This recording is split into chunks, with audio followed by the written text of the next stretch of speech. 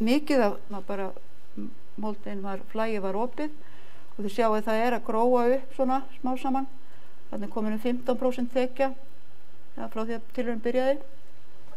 En sjáu líka hvað það mun meiri háblöndu þekja í slægjurreitunum. Og sérstaklega þarna og það meira þarna í seinni dagsetningunni sem við sló. Og þetta meðaltal þessara 5 endurtekninga, 5 reita. Svo í sumu reitum þá var mun meira mosaþekju sem og sjáum við sem sagt neðsta línan viðmiðunin áfram og sjáum að mosaþekjan í viðmiðunarreitunum í kringum 5% en hérna hún í meðaltali í reitunum fyrir seinni sláttinn var hún komin upp í 50% og lægri hérna. Þannig að það var mikið að gerast þarna með mosan líka. Og þetta nú bara aukareitur, stærri aukareitur sem við sjáum þarna mun á þessari mosaþekju og þarna fyrir utan reitin. Svona var einn af reitunum sem var mest gróin með þarna mikið af vallæru og fleira og svona voru svona típiskir viðmiðunarreitir. Þannig að það var svona þeir voru að gróa upp svona hægt og það alltaf annað að sjá þetta svæði núna, það alltaf mikið uppgróið. En síðan var ég með anga af þessar tilraun þarna upp á Hellisheiði í svona rýrum lyngbmóa. Þar sló ég sem sagt blett í hlíðinni og sló svona rýra lyngbmóa. Ég myndi nú ekki gera það aftur vegna þess að það sá á mosanum í 3-5 ára eftir. En eins og ég segi eftir svona 5 ár eitthvað svoleiðis þá gat maður ekki séð hvað hafði verið slegið og hvað ekki. Hvað hafði verið slegið og hvað ekki. En það sem mér finnst athyglisverðast við þetta raun og veru hvað mosaþekjan tollir og þetta mestmegnis gamburmosi og í reitunum. Þetta sem tekið 2 árum eftir dreifingu og svo þessi mynd, hún tekin eftir á móti 2014. Við sjáum hvað umhverfið lítið farið að gróa upp en ennþá tollir mosaþekjan og eru grös og geldingarhnappur og meira. En hælarnir voru farnir og lágu og reistuðu upp hann aftur. Þannig að sem sagt ef að þarf að leggja veg eða stíg eða annað í slíkt land þá endilega spurningum hvernig þetta nýta landið eða nýta þann gróður sem fellur til, annarkvort með torfuflutningi eða einhverju svona. Og það til dæmis bara fljótlegt að handtína mosa ef þetta ekki stórt svæði sem á að dreifa í því hann jú bara laus ef það þarf að raska slíku svæði. En ég myndi ekki, þetta ekki góð aðferð. En yfir að nýju tilrauninni, það var þannig að ég var með prófaði í þessari tilraun, þá hafði ég fyrst og fremst áhuga á að vita hvort það væri hægt að dreifa fleiri tegundum heldur en ég hafði fengið í slæginn upp á Hellisheiði. Þetta voru tegundir eins og til dæmis gulmaðra, krossmaðra, lokasjóður, kattartunga, ilmreir og svo hafði ég líka áhuga til dæmis að sjá hvort það væri hægt að dreifa blóðberginu og þessi lágasið.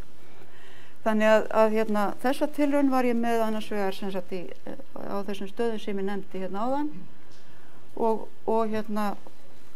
var þá sérstaklega að slá bletti þar sem að þessar tegundir mikið var af þessum tegundum. Og ég sló bara á Keldnaholti þar sem að hús LBOI eitt hús þeirra og sjáum að grasland lita rautt af vallarunni og dreifði í svona tilraunareiti og annars vegar sló ég miðjan september og svo í mánaðamótin september-október í byrjun okt. Og svo var ég með viðmiðunarreiti. Þarna var ég með 5 endurtekningar og þarna blanda ég slægjunni saman frá sömu dagsetningu fyrir dreifingu. Þannig í staðinn fyrir að slá reit og setja í tilraunareit þá blanda ég slægjunni saman til að fá svona sannar endurtekningar. Í Gunnarsholti þá aftur á móti var ég með eina sláttudagsetningu í endaðan september þar var ég svo líka náttúrulega með viðmiðunarreitina. Þar hafði mig vantaði fyrir okkur opið land þegar ég fór á stað með þessa tilraun hana og þau ýttu upp fyrir mig svona ýturák. Og það var svolítið hart hérna við yfirborðið, þannig við reyndum að ýfa það svolítið upp með hrífum þegar við vorum áður við dreifðum, en ég veit ekki hvort það er haft nóg mikið að segja. En yfir að niðurstöðunum sýn ykkur myndir af þessum, hvað kom út úr þessari tilraunum, eða þessi seinni tilraun, að á Korpu þar var dreifði ég semst í gamlan akur sem var hérna. Og þá var mér náttúrulega sagt að ég mætti alveg búast við því að það erði mikið af fræi sem er í akreinum sem myndi vaksa upp af það sem kallaði venjulega illgresi. Og það var ég náttúrulega raunin að það var mikið af slíku, en ég var samt sem áður sætti mig við það vegna þess að ég var með viðmiðunarreitina líka til að sjá hver munurinn er á þessum slægjureitum, þar sem ég dreifði slægjunni og hins vegar þessum viðmiðunarreitum. En það að horfa ofan í reitina, það var slægjan ennþá sýnileg og svo var gaman að horfa ofan í vegna þess, ég veit ekki hvort það sést nægilega vel á myndunum, en þessar tegundir sem ég var að sækjast eftir og sló sérstaklega blettir með þeim, að þær voru hérna ofan í þessu. Hérna er til dæmis gulmara, hérna er blávingull og vallæra. Einhvers staðar var lokasjóður hérna með þess að hann er með fræ af því hann er einar. Þannig að það var ýmislegt að gerast þarna ofan í og ef við horfum betur ofan í þetta, þá þetta er ári eftir að ég dreifi slægjunni. Þetta er fræplöntur og það er ýmislegt sem var að gerast þarna ofan í. Lokasjóðurinn er komið fræ eins og segja því hann er einar. Hérna er eins og vallæran, sérstaklega hún kölluð hæra, og hérna sjáum við ennþá leifarnar á sínunni og við sjáum hvað er mosinn hérna ofan í líka. Þessi mosi, þetta er líklega engjaskraut. En svo þessar myndir hérna, þær eru af þessum sömu reitum 2 árum eftir dreifingu. Þarna fór ég ekki og mældi þá, heldur tók bara myndir, aðeins að fylgjast meira með þessu. Og hérna sjáum við til dæmis að 2 ára gulmara farin að blómstra og mynda fræ og hérna eru mosabútarnir farin að vaksa og flétturnar hérna festa sig. Hérna er líka að horfa ofan í reitin, það er hérna lokasjóðurinn, kattatunga, vallæra með fræ. Blávingullin orðin komið með blaðgróningana, eða orðin blaðgróin öxin á honum. Þetta eru tilraunareitirnir með slægjunni. Mælingarnar sem ég gerði, þá var að ég mældi hlutfallslega þekju plöntuhópa og einstakra tegunda, mat líka tíðni tegunda sem og fjölda hlutreita af alls 25 hlutreitum, þar sem ég taldi þetta eru 20 cm hólf og ég taldi í hve mörgum hólfum ég fyndi viðkomandi tegund. Vegna sem ég varst að segja mér hversu mikið magn væri að dreifast. Og talningin fer þannig fram að þó svo að plöntan komi fyrir hvort þessi fleiri en einn einstaklingur, þá er bara ein talning samt. Þetta var ég að gera til þess að meta svolítið þéttleikann. Og þessi mynd, eða þessi tafla sem er svolítið grunntafla, mér fannst sýna meira heldur en meðaltalatafla kannski, að hún sýnir ef þið sjáu dökkgráa dálkinn í þessum dálki hér eru reitirnir sem slægjunni var dreift í september og hérna er slægjunni dreift í október og þetta eru endurtekningarnar. Til dæmis er efstu tegundirnar eru það sem eru feitlutra, þar sem ég hafði sérstakann áhuga á að reyna að gá hvort ég geti dreift með þessari aðferð. Við skoðum til dæmis eins og með ilmreyrinn, þá fannst hann í 3, 9, 18, 21 og 22 hlutreitum, en ekki, og þó svo það séu, þá getur verið náttúrulega fleiri en ein planta. Þannig að á þessu má sjá í raun og veru að þetta er magn af plöntum sem að finnast í þessu. Það er ekki alveg hægt að bera saman þessar 2 meðferðir hérna, vegna þess að í summa þessu reitum þá sló ég raun og veru ekki til dæmis bletti með lokasjóð því að hann var bara einfallega búinn að fella fræið þannig að vissi að þýtti geta bara að slá hann. Og kattatunguna líka. Þannig að það er ekki alveg hægt að bera þetta saman en við sjáum, ég hafði sérstakann áhuga fyrir að vita hvort að ég næði gulmöðrunni. Og síðan eru tegundir eins og blávingull, vallhæra sem eru líka, sjáum það er ekkert af þeim í viðmiðunarreitum en aftur á móti mikið í þessum slægjureitum. Hérna er komið að Gunnarsholti. Gunnarsholti þá var miklu minna að gerast og í þessum reitum. Hérna sjáum við að það eru bara örfáir reitir þar sem að var að finna þessar tegundir sem voru að sækjast eftir og voru ekki í viðmiðunina eins og mátti kannski búast við en þó aðeins af eins og blóðberg og aðeins blávingli, vallhæru sem eru í þessum reitum. Hérna var ég með 6 endurtekningar. Þannig að þessar tölur þær segja til hversu mörgum hlutreitum að þessum hólfum, hversu mörg svona hólf tegundin fannst í. Þannig að ég ætla ekki að lesa þennan lista. Þetta eru þessar tegundir sem búin að vera að minnast á. Þetta eru þessar tegundir sem að voru að dreifast þarna með þessari slægju. Þetta var þetta slá og dreifa og í minna magni voru þessar tegundir. Þetta eru allt algengar tegundir í íslensku flórunni sem er og þetta eru graslendistegundir. Og ég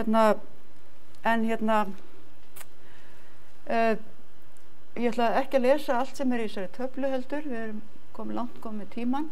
En svona ákveðna hluti úr henni, það er til dæmis eins og hlutfall gjafasvæðis og viðtökusvæðis. Það var ég með í tilraununum 1:1, en það fer ég eftir því hversu þéttur gróðurinn er á gjafasvæðinu. Sláttutími hérlendis, það er í september.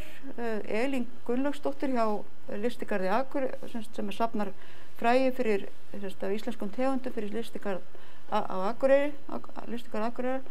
Hún mælti með að safna bara í september, þar væri flesta tegundirna komna með fræ og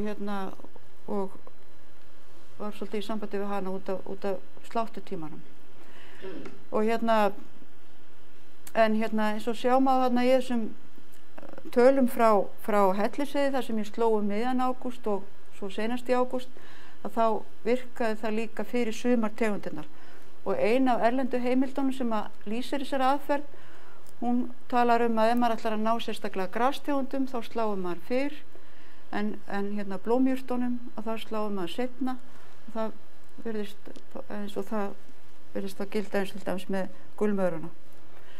En aðstæðurnar er undirlagið á viðtökusvæðinu. Þetta þarf að skoða betur.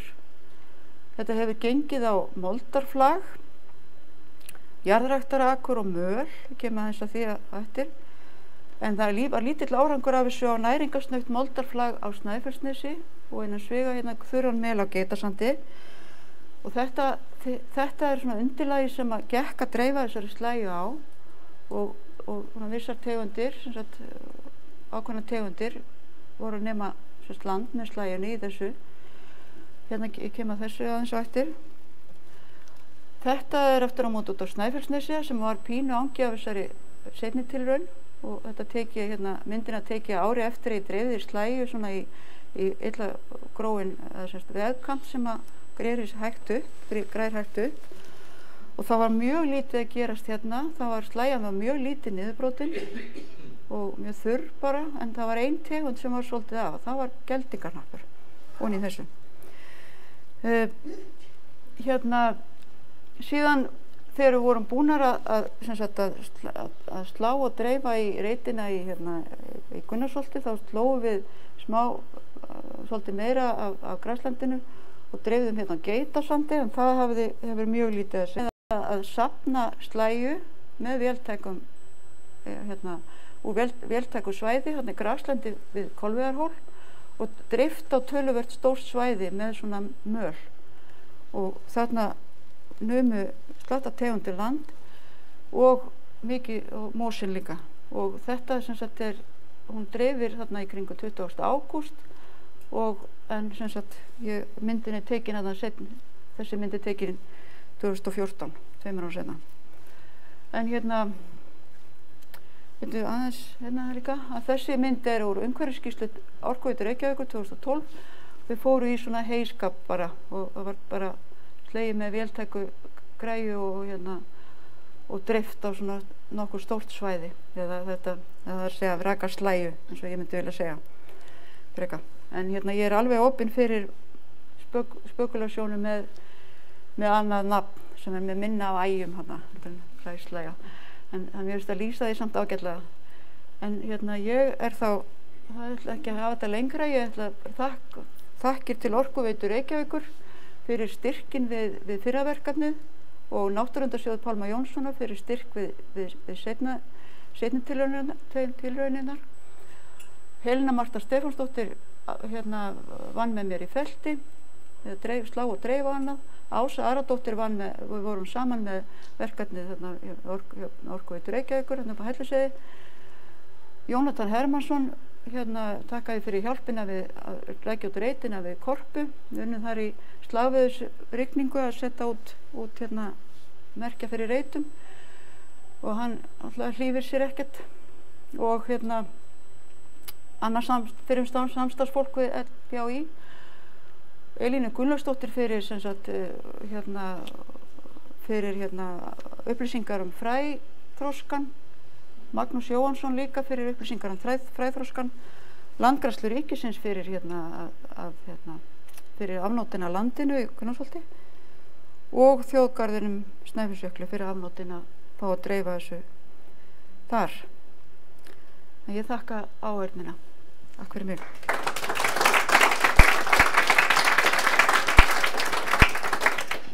Kærar þakkir. Nú hefum við tíma fyrir spurningar. Ég bið ykkur að gefa mig merki og þá kom með hljóðnema til ykkar, bið ykkur að tala í hann. Hver vill vera fyrstur?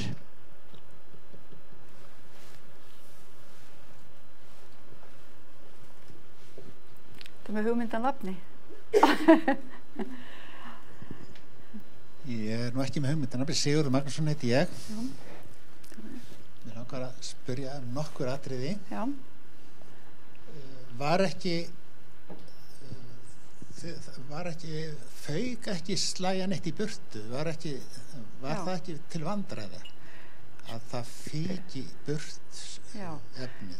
Nei, ég var nefnilega alveg satt að segja að ég var óróleg yfir því að myndi gerast þarna upp á Hellisheiði, það myndi fjúka í burtu, en það var mjög lítið og líka í tilrauninni þarna seinna á henni á Korpu og í Gunnarsholti líka. Þannig ég var í raun og var alveg hissa á því hvað hún klístraðist vel niður og auðvitað það er gott að fá rigningu ofan í þetta og þannig að klístrast betur, en mér er raun og verið komið á óvart. Ég veit jú að heit fíkur oft til en þetta líka af því þetta er svona meira blautara efni með mosabútunum í líka og svo er náttúrulega líka á haustin þá er oft rigningarsamt, en það er náttúrulega líka oft hvasst á haustin, en ég var alveg hissa á því að það fík ekki meira. Nú hafa bændur verið að dreifa heyi í rofabörð í talsvert mörg ár. Já. Og árangurinn hefur verið, telja menn að sé víða mjög góður. Já. Hefur nokkra hugmyndir hver væri munurinn á þessari aðferð sem þú notar og þessari heydreifingar aðferð? Sko, ég hef líka velt fyrir mér og sem sagt það er sko, ég hugsa að sé meira lífanlegt fræ í þessu og það hlýtur að vera samkvæmt líka heimildir sem ég les og slíkt. Það er af því sem safna fersku, en varðandi kannski flutninga á efninu, ég sé myndir til dæmis það sem er bara að rúlla svona ferskaslæju en setja ekki plast og fara með það þannig á svæði, en þetta er aftur á móti væntanlega eitthvað þyngra af því þetta er blautt efni ekki þurrkað og en ég held að væri áhugavert ef það væri hægt að safna eitthvað staðar svona að prófa hvort þetta sé betra að vera. Það kemur, ég er nú búin að tala svo mikið, ég ætla aðeins að beita við. Það kemur ekki óvart að það skulle vera svona mikill munur á jarðvegsgerð. Já. Og ég ætlaði mitt að spyrja þig það, til dæmis með moldir og svo mela annars vegar, hins vegar mela. Það kemur mér ekki óvart að það væri mikill munur. Og eins á Geitasandi, þar sem var mjög rýr jarðvegur, að þar var árangurinn ekki góður, miklu verri heldur en á hinum stöðunum. Þannig að ég held að það hljóta að vera mjög mikilvægt minnst sumstaðar að það geti verið til bóta að bera á jafnhlíða og ég veit að bændur gera það. Já, einmitt. Já.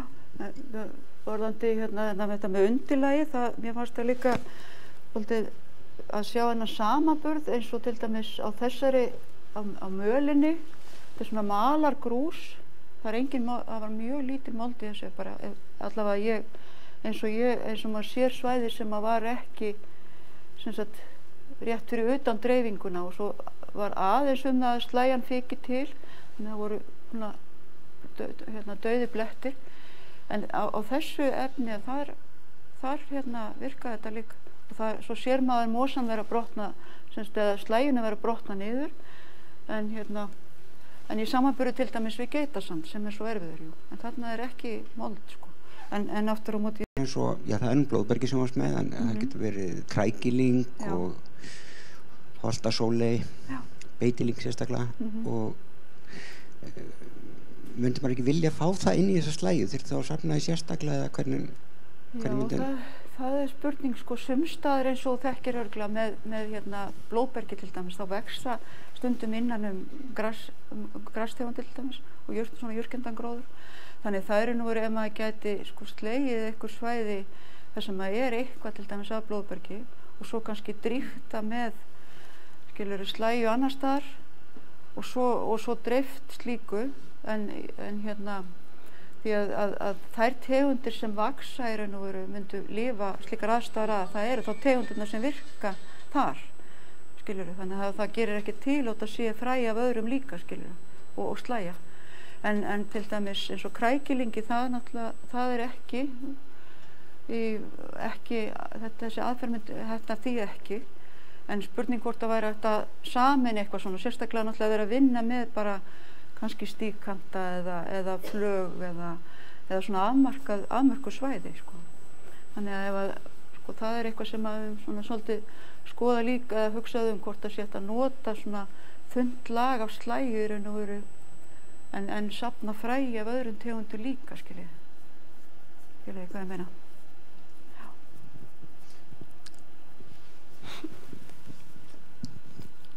Á Péturinn mér langar að hér allavega í kringum okkur hérna á Suðvesturlandi það er svo mikið að rofi í landinu, í gróðrunum og þar tekur holklakinn algjörlega völdin og það er bara maður sér enga breytingu, gróðurinn hann bara þrífst ekki í þessu blöðum út á holklakanum. Er möguleiki að setja svona þykkt teppi af gróðri yfir til þess að loka því? Ég myndi nú ekki hafa það þykkt. Mér finnst þetta að segja þetta ég ætla að sýna ykkur myndina ofan á Skarðsmýrarfjalli þar sem að mér finnst það að vera merkilegt að sjá þessa hvað voru tollir af svona efni eða semst þetta, ég veit ekki hvort það sést almennilega, en þetta sem sagt mosinn, hann er ekkert að fara þarna, allavega ef ekki, þetta er 2014 og ég dreifi þarna 2007 og þarna sem sagt það virðist vera hægt að gera ýmislegt. Það er bara spurning sko að fræið og mosabútarnir tolli því að það er mjög lítið náttúrulega að gerast þarna eins og sjáið í umhverfinu. Það hefur mjög lítið breyst. Mjög lítið að gróa upp þarna sjálfur sér eins og þú ert að tala náttúrulega út á holklakanum. Og það er sama hér er mikill holklaki. En ég er ekki að tala að þetta sé eitthvað svona sem að virkar náttúrulega á mjög erfiðum stöðum en eins og á Snæfellsnesi þar var mikill holklaki. Ef við kemum aftur á þessari mynd, er mikill holklaki. Hér virkaði þetta mjög lítið, sko. En það var samt merkilegt að sjá að það er eins og geldingarhnappur og hann spíraði bara töluvert ofan í þessu. En þið sjáu hvað slægjan er lítil, sem fann að brotna niður þarna ári eftir dreifingu. Þannig það er þurrkur eða kuldi, ég veit það ekki.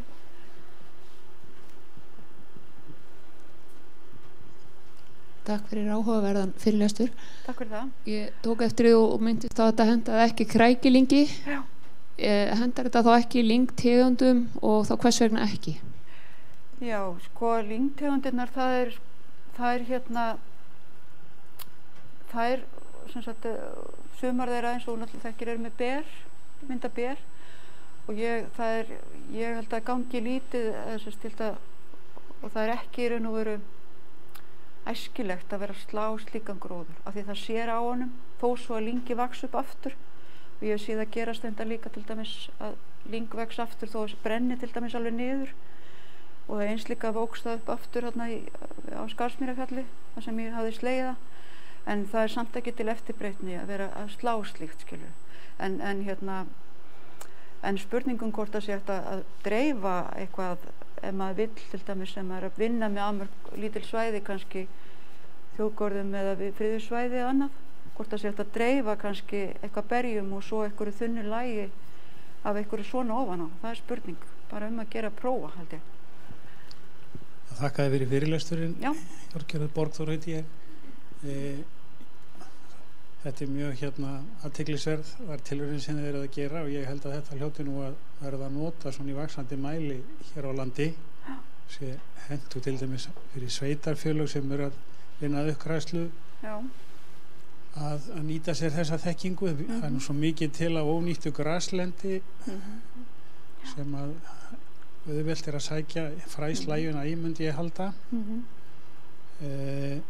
þannig að þetta lítur að vekja athygli og verða að nota í auknum mæli eru fleiri en Orkuveitan farin að beita þessu hvað með til dæmis landgræðsluna það er spurning til þín og síðan í framhaldi áður nú svarar þá myndi ég halda á þessum erfiðari svæðum þá mætti reyna að hafa fræslægjulagið þykkara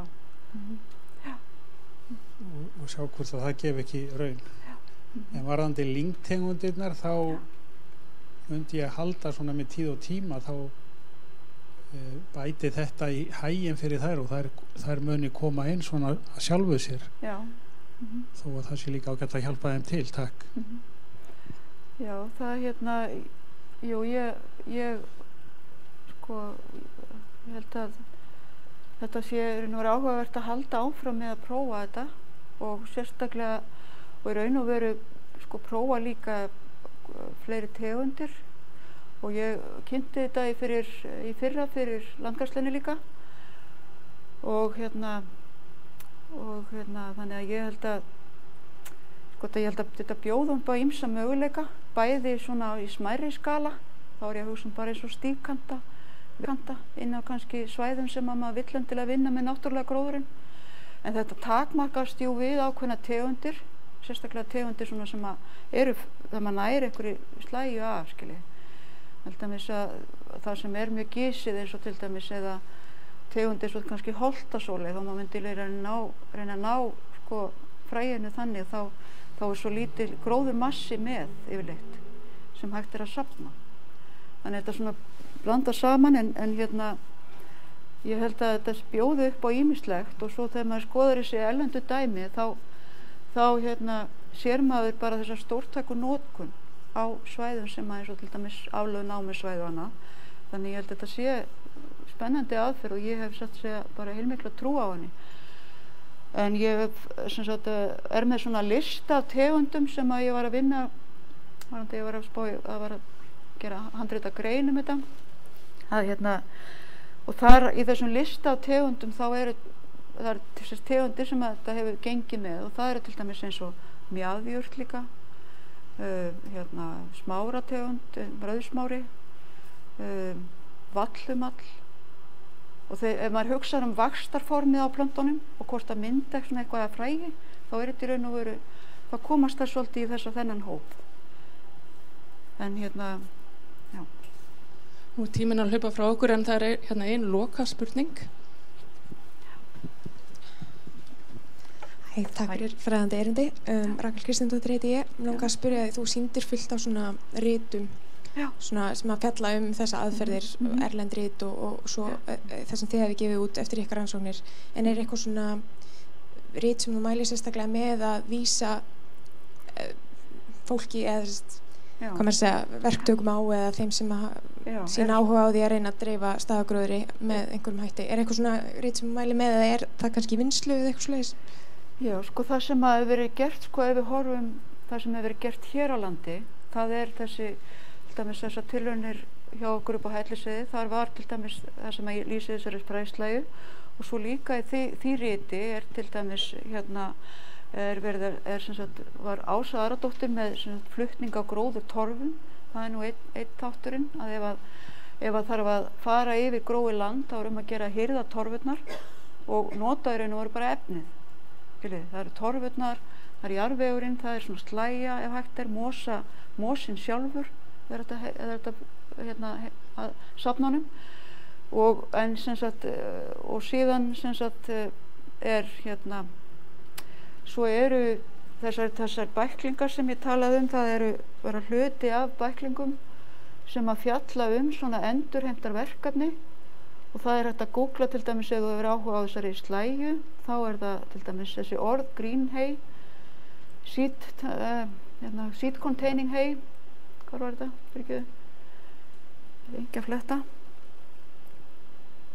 engi að koma tilbaka, jú það er eins og þessi verkefni þessar hérna til dæmis sem þessi bæklingar mér finnst þessi bæklingur mjög góður því að hann svona lýsir þessum aðferðum í svona graslendi og síðan er eins og ef þú flettur upp á Katrín Kiel til dæmis þá er hún með yfirlit yfir þó hún kalli það þarna semi-natural grasland þá er inn í þessu líka votlendi til dæmis og það er í raun og veru svolítið að elta uppi það sem hefur verið skrifað þetta hér á landi og rekja sér svo líka þannig í heimildalistanum í það sem hefur verið gert erlendis og síðan eru til samtök sem að heita SER skammstöfun Society for Restoration Ecology minnum að heiti og þar er þetta orð líka, þetta restoration eins og sér hérna uppi hana á þessari grein, það er svona lykilorð líka og svo var þessi hýþer það er hérna, mér finnst þetta merkilegt líka þetta hýþerbrass þar sem að vera að dreifa svona greinum að beitilingi með fræinu sitjandi í efst uppi þannig það er ýmislegt til það er bara, já